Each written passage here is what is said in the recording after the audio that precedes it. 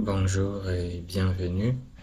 Moi c'est Coco Camoso Alain et aujourd'hui je vais vous présenter un logiciel Advanced Style, le voici. C'est un logiciel développé par Autodesk. Euh, c'est un logiciel de conception assistée par ordinateur qui est spécialisé dans les structures métalliques. Donc vous pouvez l'avoir comme tous les autres logiciels d'Autodesk. Et la différence avec d'autres logiciels comme Robot et consorts, d'autres logiciels d'Autodesk, c'est que Advanced Style demande d'être installé avec une même version d'AutoCAD, et si vous n'installez pas AutoCAD, il va pas fonctionner. Donc il y a de liens, il y a des relations entre ces deux logiciels. Comme vous avez vu, moi, j'ai 2024 et j'ai installé un AutoCAD aussi 2024. Donc 2024, pour faciliter un peu, pour que ça fonctionne. Ben, il peut y avoir une différence d'année, mais parfois il y a des préférences et avoir une même version. Alors, euh, Advanced Style, quand on lance le logiciel, Advanced Style, on tombe sur la page ou la fenêtre d'accueil comme tous les autres logiciels, comme pour tous les autres logiciels d'Autodesk. Et sur cette fenêtre, on va voir qu'on a récent, on a à la partie récente, donc le document, le projet qu'on a travaillé récemment. Euh, de ce côté, pour les annonces, vous avez tout ce qui est connexion, ben, votre compte Autodesk et tous les news, c'est ici que vous allez avoir. Mais de l'autre côté, à droite, à gauche, quand vous regardez votre écran, vous allez voir nouveau, donc nouveauté. Ici, sur nouveauté, il y a toutes les informations qui sont liées aux nouveautés, parce qu'il y a toujours des nouveautés en ligne. Et au-dessus, vous allez voir la partie pour la gestion de vos, de vos projets. Par exemple, là sont des projets récents. Ici, je peux afficher les projets Autodesk. Ici, je peux afficher les formations. Et oui, ça s'affiche. Ça sont des formations que vous pouvez retrouver facilement, des formations très bien faites par Autodesk.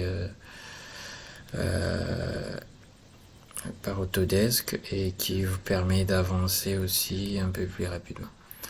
Ben, il y a la différence, c'est que ceux qui sont plus intéressants sont souvent en anglais. Donc, c'est pour cela, moi aussi, je me suis dit, je vais faire en français parce que j'ai même circulé un peu sur YouTube pour regarder combien de vidéos il y a. Et c'est pour cela que je me suis dit, ben, comme tout le monde me demande, dit Alain, toi tu connais déjà, pourquoi tu peux pas me montrer? Sauf que je vais commencer vraiment à la base. Je vais vraiment commencer par le début. Mais il y a des choses sur lesquelles je ne vais pas rentrer parce que je considère que quelqu'un qui veut utiliser Advanced Style a déjà au moins utilisé AutoCAD. Donc, c'est pour cela, sur l'interface, si je n'entre pas en détail, on voit la barre d'accès comme sur AutoCAD, la barre d'accès rapide, l'aide, tout ça, vous voyez tous les détails, donc je ne vais pas entrer. Et directement, je vais ouvrir un peu un dessin pour vous montrer un peu comment est-ce que ça se présente. Vous voyez que la présentation est presque comme celui d'AutoCAD, mais à une différence près parce que les outils ne sont pas les mêmes. Et pour commencer, je vais d'abord vous montrer les liens. Je vais vous montrer les liens qui y a entre ces logiciels et AutoCAD. Quand vous allez installer Advanced Style, il vous faudra installer aussi AutoCAD, des préférences d'une même version. Alors, on va venir ici, vous voyez juste ici en bas, sur la barre d'accroche jusqu'au fond, après l'échelle, il y a cette roue. Sur cette roue, on va dérouler et vous allez voir que c'est comme sur AutoCAD, mais il y a la partie Advanced Style qui s'est ajoutée. Et donc, vous comprenez déjà que si on part dans DC annotation, on est dans AutoCAD classique. Pas on est dans AutoCAD classique, on est toujours dans Advanced Style, mais on a les outils et l'interface de AutoCAD. Et de la même manière, on peut passer en AutoCAD 3D ou les éléments de base de 3D. Donc, ça dépend de vous. Ça peut, au début, pour que vous puissiez vous sentir à l'aise, vous pouvez naviguer entre les deux, mais après, vous allez comprendre que ce n'est pas nécessaire. Sur Advanced, vous avez tous les outils, que ce soit les outils d'esquisse. Déjà dans le début, vous avez les outils d'esquisse, vous avez tout ce qui les profilés pour faire transformer les esquisses et tout le reste rapidement en structure. Vous pouvez les retrouver. Vous avez les profilés, vous avez la tôlerie, vous avez le caillebotis. La gestion des assemblages se passe grâce à cet outil. Et vous voyez que si vous l'ouvrez, il y a une palette qui s'ouvre directement. Vous voyez que vous avez des assemblages qui sont déjà à l'intérieur. C'est vraiment un logiciel de conception assisté par ordinateur. C'est pas comme AutoCAD, et c'est vraiment orienté structure métallique. Et vous avez tous les restes. On va voir tout ça quand je vais faire d'autres vidéos pour expliquer chaque chose, comment ça marche, comment l'utiliser. Mais pour le moment, c'est juste pour vous montrer l'interface. Et donc, dans les onglets, vous allez voir que c'est orienté Advanced Style, mais il y a du béton. Vous pouvez avoir besoin des profilés. Si vous avez les murs, les poteaux, les dalettes, les poutres en béton. Donc, il faut savoir que ce n'est pas que du béton, et vous avez la possibilité dans les rendis d'avoir d'autres matériaux.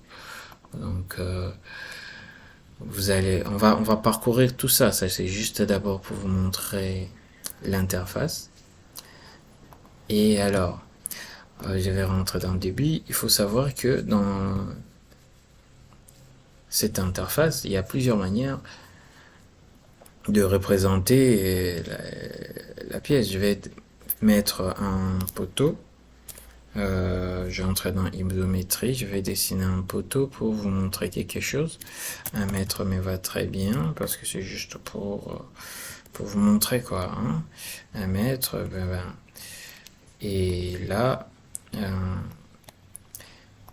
ne vous inquiétez pas du tout. Là, je suis juste en train de vous montrer comment est-ce que ça marche. Après, je vais revenir sur tout ça pour vous montrer comment faire et tout ça. Je vais vous montrer juste l'interface, c'est pour ça que je représente ça.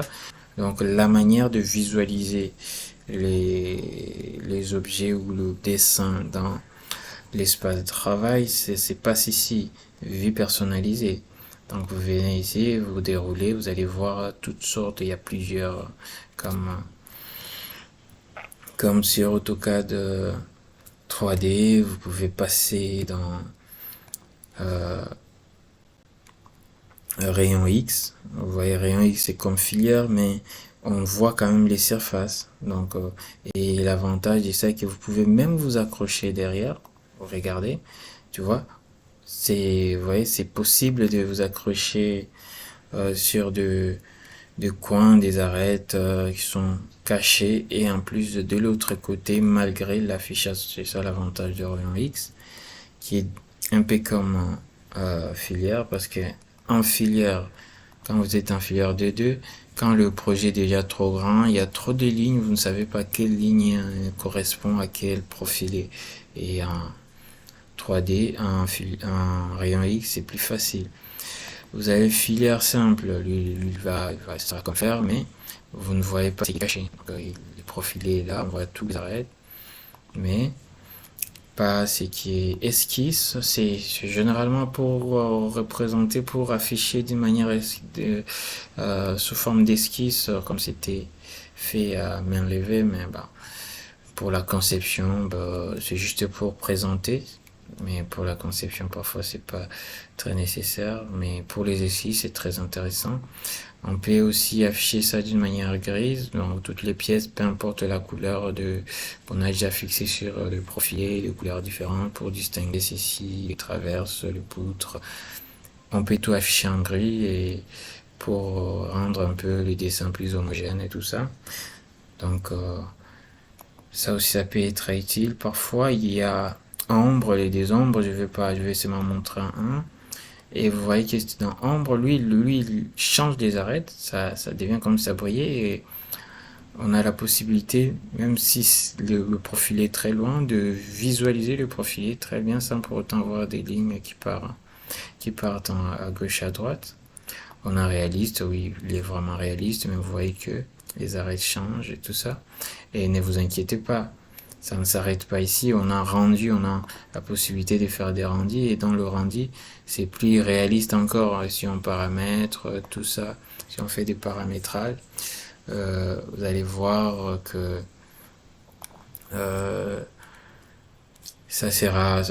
je vais pas paramétrer, non, je vais juste vous montrer que il y a cette possibilité d'avoir des rendus directement avec Advanced Style.